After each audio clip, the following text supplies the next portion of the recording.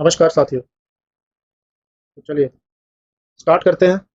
That is CDS का next part. CDS का exam आप सॉल्व कर रहे हैं। तो क्वेश्चन है 10 degree channel is found between 10 degree channel is found between. तो इसका क्या आंसर होगा? इसका आंसर होगा that is little Andaman and car Nicobar. Little Andaman and car Nicobar. अब बात करते हैं अंडमान एंड निकोबार की। ठीक है, अभी पड़ता कहाँ है 10 डिग्री चैनल? पड़ता कहाँ? चलो यहाँ पर एक्सप्लेन करता हूँ पूरा। अंडमान एंड निकोबार, देखो अंडमान एंड निकोबार, इसकी कैपिटल है पोर्ट ब्लेयर। पोर्ट ब्लेयर, ठीक है। अंडमान को जो सेपरेट करता है चैनल निकोबार से, उसका नाम है 10 डिग्री चैनल। अब एग्जामिनर ने आपसे स्पेसिफिक पूछा हुआ है, उसने बोला हुआ है अंडमान तो है, बताओ कौन सा अंडमान? तो भैया वो है लिटिल अंडमान। निकोबार के बारे में बोले तो वो कौन सा है? कार निकोबार। अंडमान कार निकोबार। अंडमान कौन सा? Little Andaman, car Nicobar. अब देखो यहाँ पर और कुछ चीजें मुझे बताने की जरूरत है। अंडमान निकोबार की हाईएस्ट पीक जो है इस आइलैंड की हाईएस्ट पीक, तो वो है आपकी सैडल पीक। कौन सी है? Saddle peak. और याद रखना ये सैडल पीक कहाँ पड़ती है? ये पड़ती है आपकी नॉर्थ अंडमान। नॉर्थ अंडमान, ठीक है।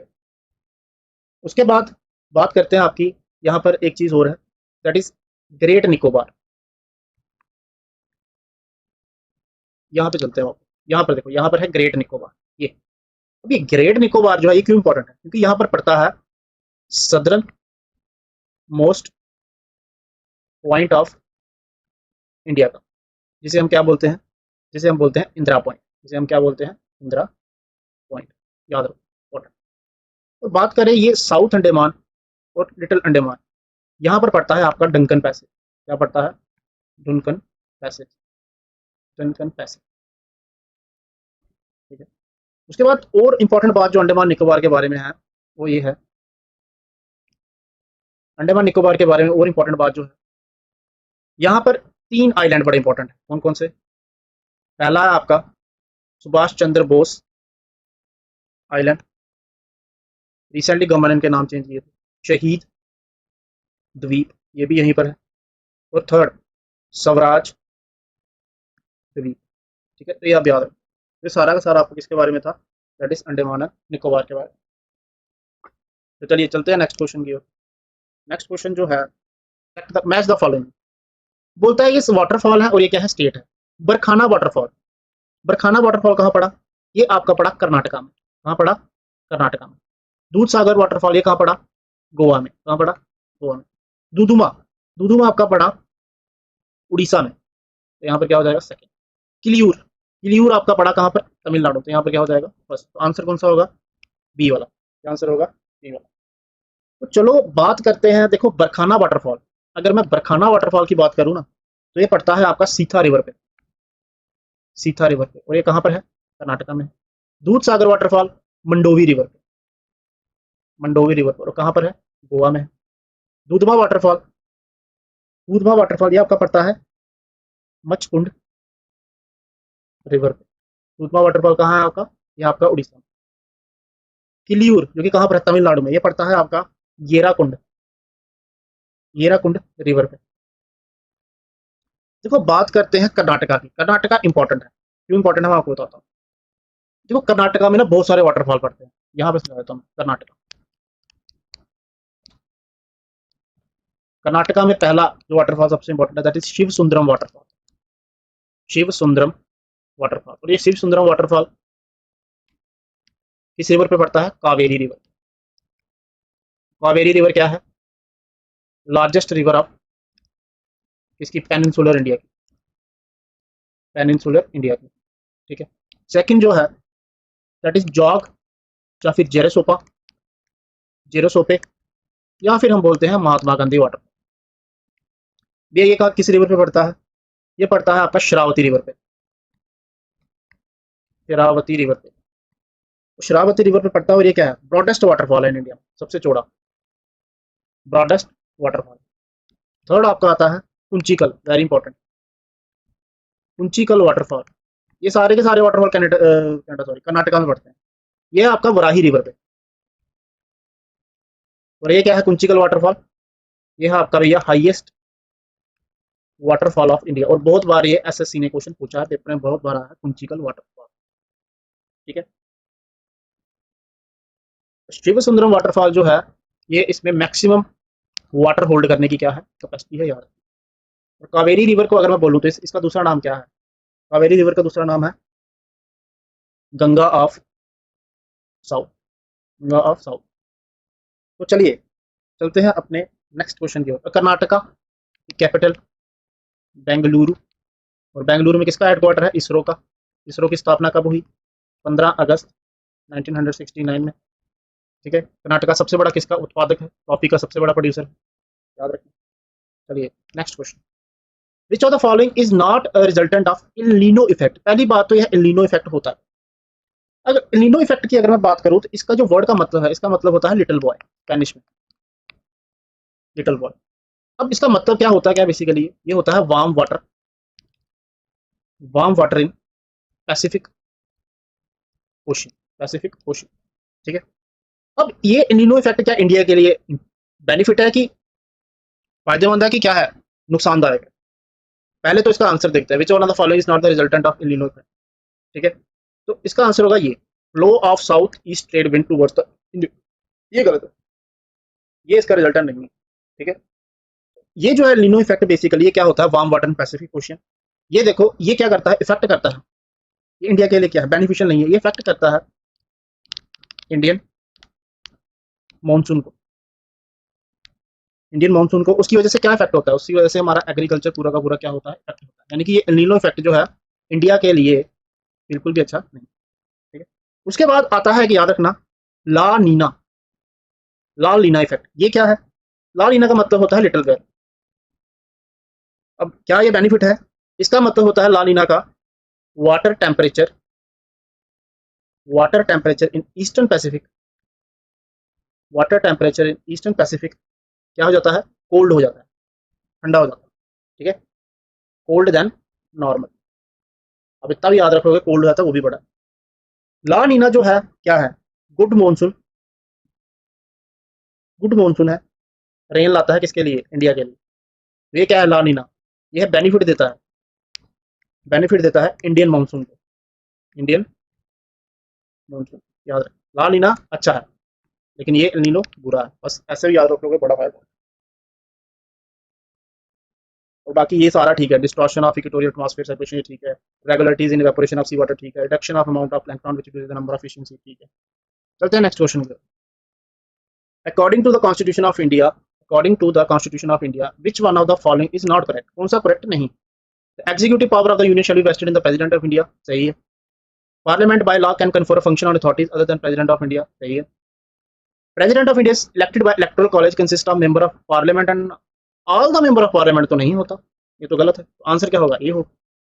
अब चलो इस क्वेश्चन ये अच्छा क्वेश्चन है, उसकी एक्सप्लेनेशन देना भी बनता है। ठीक है, बात करें देखो अगर प्रेसिडेंट की, तो प्रेसिडेंट के लिए हमारे पास आर्टिकल है 52, ठीक है, 54, 55 और 61। 52 आर्टिकल ये जो है 52 वाला ये डील करता है प्रेसिडेंट के ऑफिस, ये प्रेसिडेंट का क्या होना चाहिए ऑफिस। 54, 55 किसके साथ डील करता है, इलेक्शन के साथ। और ये डील करता है इम्पीचमेंट के साथ, कि प्रेसिडेंट को हटाया कैसे जाए। ठीक है, अब बात करें हमारे लिए आर्टिकल इंपॉर्टेंट कौन सा है, आर्टिकल 54, 54 ये बात करता है प्रेसिडेंट के इलेक्शन की, याद रखना प्रेसिडेंट के इलेक्शन के लिए। बट आर्टिकल जो 55 है ये भी इलेक्शन की बात करता है, बट ये किसके तेरा manner of election, manner of manner of manner of election of president, यानी कि प्रेसिडेंट की जो इलेक्शन होगी किस तरीके से होगी। ये क्वेश्चन जेकेपी एसआई में आया था और वहां पर आंसर क्या लिखा हुआ था उन्होंने, प्रोपोर्शनल रिप्रेजेंटेशन। इलेक्शन इसकी कैसे होती है, proportional representation by single transferable voting system.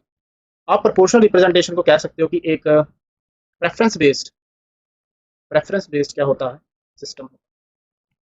अब प्रेसिडेंट की इलेक्शन में वोट कौन कौन करता है, याद रखना सिर्फ इलेक्टेड मेंबर वोट करते हैं, जो लोगों के द्वारा क्या किए गए हैं, सांसद में भेजे गए या असेंबलीज में भेजे गए।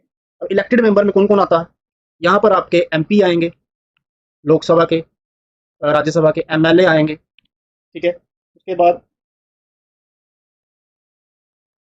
10 एमपी क्या बोलते हैं एमपी वोट करेंगे, किसके, लोकसभा के, राज्यसभा के। एमएलए वोट करेंगे, ठीक है, असेंबलीज के। बट एक बात याद रखना, एमएलसी जो है वो वोट नहीं करते, ठीक है, वो प्रेसिडेंट की इलेक्शन में वोट नहीं करते। और जैसे कि आपने देखा होगा टोटल राज्यसभा में टोटल मेंबर कितने होते हैं, 250, जिसमें से 238 रिप्रेजेंट करता है स्टेट्स और यूनियन टेरिटरी को रिप्रेजेंट करते हैं। और 12 को कौन नॉमिनेट करता है, 12 को नॉमिनेट करते हैं प्रेसिडेंट साहब। और ये जो 12 हैं प्रेसिडेंट की इलेक्शन में वोट नहीं, ठीक है, ये आप याद रखना। और एक बात और इम्पोर्टेंट है, जो आपके यहाँ पे बता देता हूँ, जो आपके एमएलए हैं या यूनियन टेरिटरी के एमएलए भी वोट करते हैं, हाँ बिल्कुल करते हैं। उस यूनियन टेरिटरी के एमएलए वोट करेंगे जिसकी क्या है, असेंबली है।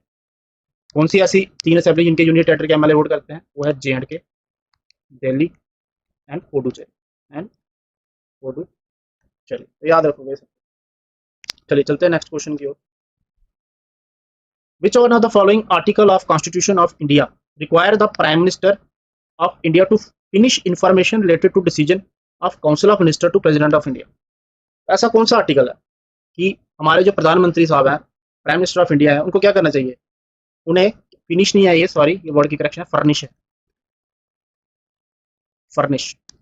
Furnish information related to decision of council of minister to president of India. यानी कि उन्हें जो भी डिसीजन लेंगे वो किसके साथ डिस्कस करने होते हैं, काउंसिल ऑफ मिनिस्टर के साथ, प्रेसिडेंट ऑफ इंडिया।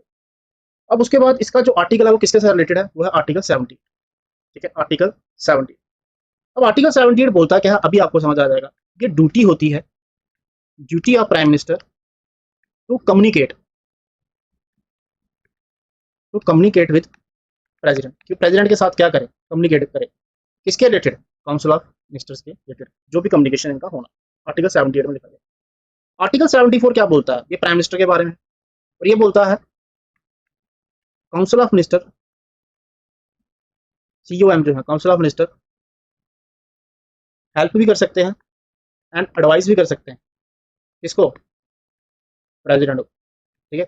अगर आपने पेपर में पूछा जाए कि बताओ प्राइम मिनिस्टर के लिए कौन सा आर्टिकल है, तो आप इसी को टिक करोगे, दैट इज आर्टिकल 70। आर्टिकल 75 में क्या है, प्राइम मिनिस्टर को अपॉइंट कौन करेगा, प्राइम मिनिस्टर को अपॉइंट करेगा आपका प्रेसिडेंट, इंपॉर्टेंट। आर्टिकल 81 सबको पता है, लोकसभा, इसके लिए तो चलते हैं नेक्स्ट क्वेश्चन की ओर। Which one of the following statement is not correct, तो कौन सी करेक्ट नहीं, all executive action of the government of India taken in the name of president of India, बिल्कुल सही, ये सही है। The president of India appoint person as attorney general of India, ठीक है, ये भी ठीक है। The total number of minister in the council of minister cannot be exceed 10%, ये गलत है। देखो पहली बात तो ये, जितने भी काउंसिल ऑफ मिनिस्टर होते हैं वो कितने होने चाहिए, 15% से ज्यादा नहीं होने, कितने, 15%, ठीक है, बाकी ये भी ठीक है, दूसरा भी ठीक है। अब देखो बात करते हैं यहाँ पे प्रेसिडेंट की। पहले तो प्रेसिडेंट की आपको बता चुका हूँ, प्रेसिडेंट के लिए हमारे पास आर्टिकल कौन सा है, आर्टिकल 50, हमारे पास कौन सा आर्टिकल है, आर्टिकल 50, ठीक है। उसके बाद अगर मैं बात करूँ अटॉर्नी जनरल ऑफ इंडिया, तो इसके लिए हमारे पास आर्टिकल 52 है, 54 है, 55 है, 61 है, और सारों की एक्सप्लेनेशन में पीछे दे चुका। अटॉर्नी जनरल के लिए हमारे पास आर्टिकल है 76, और ये कौन से पार्ट में है, ये पार्ट 5th में होता है। और अटॉर्नी जनरल होता क्यों ना, highest law officer of India, सबसे बड़ा लॉ ऑफिसर ऑफ इंडिया, ठीक है। उसके बाद यहाँ पर एक चीज और आई थी, दैट इज सुप्रीम कोर्ट और हाई, ठीक है। देखो अगर मैं बात करूं सुप्रीम कोर्ट की, यहां पर आ जाओ, सुप्रीम कोर्ट, तो ये क्या है, टैक्स बॉडी है, ठीक है। टैक्स बॉडी का आप कह सकते हो कि कॉन्स्टिट्यूशनल बॉडी है, कॉन्स्टिट्यूशनल बॉडी है, क्योंकि कॉन्स्टिट्यूशन के बारे में, इसके बारे में लिखा गया है। सुप्रीम कोर्ट की स्थापना हुई 26 जनवरी 1950, कब हुई, 26 जनवरी 1950 को। और याद रखना सुप्रीम कोर्ट में टोटल जजेस होते हैं 34 जजेस, और ये जजेस जो होते हैं इंक्लूडिंग CGI होते हैं, ठीक है, 33+1 that is CGI। Supreme court के फर्स्ट CGI कौन थे? तो फर्स्ट CGI थे भैया इनके HJ कानिया। ठीक है, उसके बाद बात करें यहाँ पर एक चीज होती है दैट इज, और सुप्रीम कोर्ट के जज की रिटायरमेंट एज कितनी होती है? 65 year. High court, J&K high court की बात करेंगे, J&K हाई कोर्ट की स्थापना कब हुई? दैट इज 26 मार्च 1928। और यहाँ के पहले CG चीफ जस्टिस कौन बने? दैट इज लाला कुबर सेन। ठीक है, और हाई कोर्ट के जज की रिटायरमेंट एज होती है 62। ये भी होगा। चलिए चलते हैं नेक्स्ट क्वेश्चन की ओर। The issue whether section 377 of Indian Penal Code is violative of Article 21, Article 24, Article 15 of the Constitution of India। तो किसके बारे में इसका जिक्र है? तो इसका जिक्र है नाज foundation and government of NCT of Delhi and others. ये कोई होमोसेक्सुअलिटी का के बारे में, उसी के बारे में, होमोसेक्सुअलिटी के रिलेटेड ही कोई सेक्शन होती है उसके रिलेटेड। बट हम बात करेंगे यहाँ पर आर्टिकल 21 की। What is article 21? तो आर्टिकल 21 किससे डील करता है? ये डील करता है protection of life and personal liberty. Protection of life and personal liberty. Article 14 deal करता है आपका, आर्टिकल 14 डील करता है इक्वालिटी बिफोर लॉ। ठीक है, और आप कह सकते हो कि कोई भी लॉ से ऊपर नहीं, equality before law. Article 15 deal करता है आपका prohibition of discrimination on certain ground. ठीक है, article equal protection of law, equal equality before, article कौन सा था? 14, इक्वालिटी बिफोर लॉ। एंड एक और इसमें लिखा गया है that is equal protection of law के बारे में क्या करता है। तो चलिए मूव करते हैं नेक्स्ट क्वेश्चन की। विच one of the following writ means you may have the body? देखो हमारे यहाँ पर कॉन्स्टिट्यूशन में 5 रिट्स हैं। रिट कितनी है टोटल? 5, याद रखें, पहली बात। अब हेबियस कॉर्पस का क्या मतलब? इसका मतलब है टू ब्रिंग द बॉडी का concept, to bring the body, यानी कोई भी इंसान उसे कोर्ट के आगे क्या करना है? पेश। मैंडेमस का मतलब याद रखोगे, इसका मतलब होता है वी कमांड, यानी कि हम कमांड कर रहे हैं। सुपीरियर कोर्ट या इंफीरियर कोर्ट कुछ इंस्ट्रक्शंस देता है। सैलिटोरी, इसका मतलब होता है टू बी सर्टिफाइड। कोवरेंटो, इसका मतलब होता है व्हाट वारंट और व्हाट अथॉरिटी। मैंडेमस का आप कह सकते हो कि टू डू योर जॉब। और अगर बात करें थोड़ा सा और इसे एक्सप्लेन करें, देखो एक होता है आर्टिकल 32। आर्टिकल 32 को बोला गया है heart and soul of constitution, heart and soul of Indian constitution. इसी के तहत 5 रिट जो है वो आई हुई। अब ये होता क्या है? ये होता है कि हम सीधा कहाँ मूव कर सकते हैं? सुप्रीम कोर्ट में मूव कर सकते हैं। क्यों? क्योंकि अगर हमारे फंडामेंटल राइट कोई क्या करे? वायलेट करे। फंडामेंटल राइट्स कोई क्या करे? वायलेट्स करे। ठीक है, उसके बाद एक हमारे पास ये किसका आर्टिकल कहाँ पे है? ये सुप्रीम कोर्ट का है। फिर उसके बाद हमारे पास है एक आर्टिकल 226। ये सिर्फ फंडामेंटल राइट के साथ ही डील करता है। 226 ये है हाई कोर्ट। आर्टिकल 26 के तहत हमारे अगर फंडामेंटल राइट वायलेट हो और हमारे लीगल राइट वायलेट हो तो हम कहाँ मूव कर सकते हैं? High court. कहाँ मूव कर सकते हैं? High court. तो हाई कोर्ट की पावर ज्यादा है। ठीक है, तो ये आप याद रखें। तो चलिए चलते हैं नेक्स्ट क्वेश्चन की। Who among the following belong to Serampore mission? ये सीरमपुर मिशन था क्या बेसिकली? सीरमपुर मिशन, अगर मैं सीरमपुर मिशन की बात करूं तो एक बैप्टिज्म मिशन था, एक बैप्टिज्म मिशन। और ये कब स्टार्ट हुआ? ये स्टार्ट हुआ आपका 1793। ठीक है, और लेटर यही सीमापुर मिशन क्या बन गया? यहाँ पर कॉलेज एस्टेब्लिश कर दिया गया इसी नाम से, सीरमपुर कॉलेज। और ये कब एस्टेब्लिश हुआ? 1818 को। कौन कौन से बंदे इन्वॉल्व थे? दैट इज विलियम कैरी पहला, फिर जोशुआ मार्शमैन, और तीसरा था आपका विलियम वार्ड। ठीक है, ये तीनों के तीनों बंदे ये वाले। ठीक है, तो करेक्ट आंसर सेलेक्ट करना तो क्या होगा? That is 1, 2 and 3। ठीक है, 1, 2 एंड 3। और आप ये भी कह सकते हो कि सीरमपुर मिशन जो था, आप कह सकते हो कि इंडिया का क्या था? इंडिया का फर्स्ट क्रिश्चियन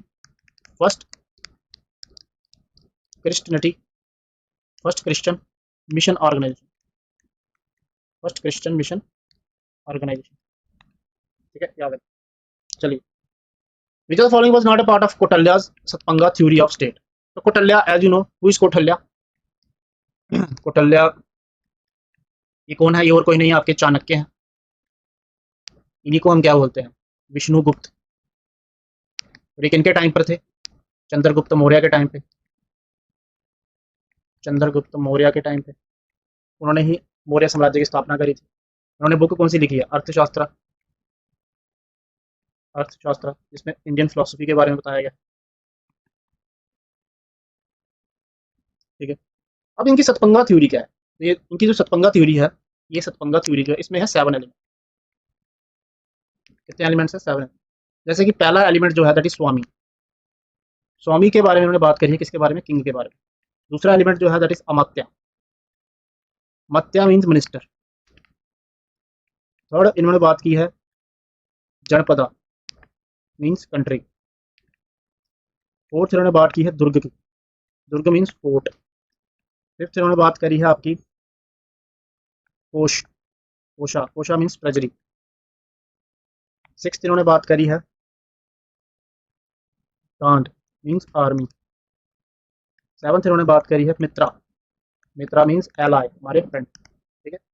चलिए चलते हैं नेक्स्ट क्वेश्चन की ओर। तो इसका आंसर क्या होगा? Which one of the following is not of Kautilya Saptanga theory? तो कौन सा नहीं है? दामन, इजली। ठीक है। तो आज के लिए इतना ही रखते हैं, तो मिलेंगे नेक्स्ट वीडियो में। ठीक है। Thank you so much.